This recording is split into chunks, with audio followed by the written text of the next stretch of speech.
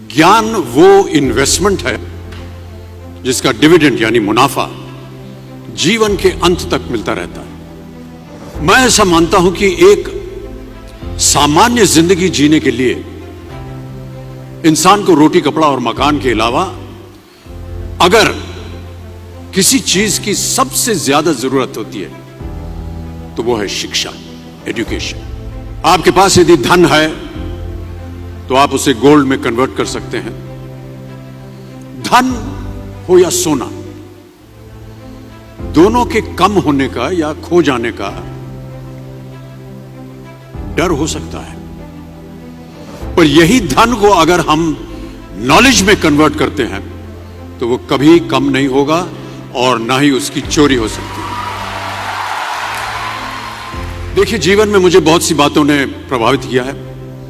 मेरे ये अनुभव सुनने में शायद साधारण लगे, पर इनमें छिपा सार असाधारण है, अनमोल है। यदि मैं आपसे पूछूं कि सबसे शक्तिशाली व्यक्ति कौन है, सबसे शक्तिशाली व्यक्ति कौन है, तो कोई कहेगा कि जिसके पास पावर है, वेपन्स हैं, शस्त्र है, धन है, किसी देश का राजा या किसी सल्तनत का वारिस है। मेरा ऐसा मानना है कि वेपन्स, मनी किसी को पावरफुल नहीं बनाते, या अगर बनाते भी हैं तो कुछ समय के लिए ही बना पाते। दौलत आज होगी, कल नहीं। शस्त्र का ज्ञान तभी तक काम आएगा जब तक वो शस्त्र चल सकता है। Once it is used it becomes obsolete. पर शास्त्र का ज्ञान कभी नहीं रुकता। Knowledge can never be obsolete. शास्त्र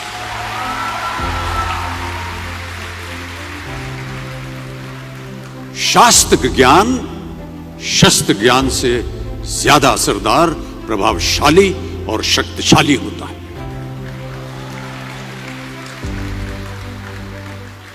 अब देखिए, एक राजा ने कितने राज्यों पर विजय प्राप्त की, कौन कौन से शस्त्रों का इस्तेमाल किया, कितने सैनिक थे, यह शायद आपको याद न हो, पर जीरो की खोज किसने की, बल्ब का आविष्कार किसने किया, राष्ट्रगान किसने लिखा, ओथेलो मैकबेथ की रचना किसने की, ये आपको जरूर याद रहेगा।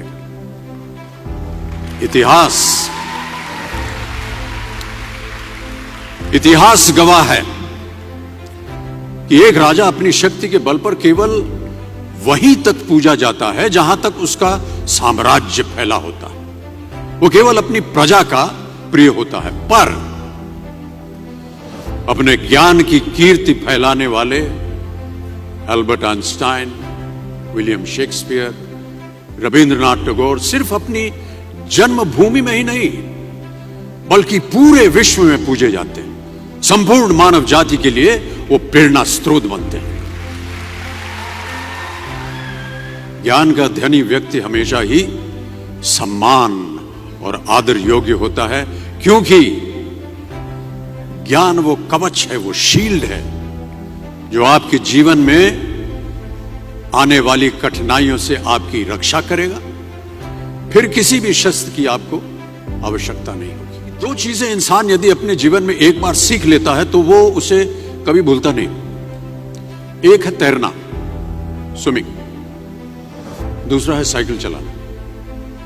सालों बाद भी अगर आप इन क्रियाओं को करेंगे तो कभी भी इस बात की चिंता नहीं होगी कि आपको स्विमिंग करना या साइकिल चलाना याद है कि नहीं।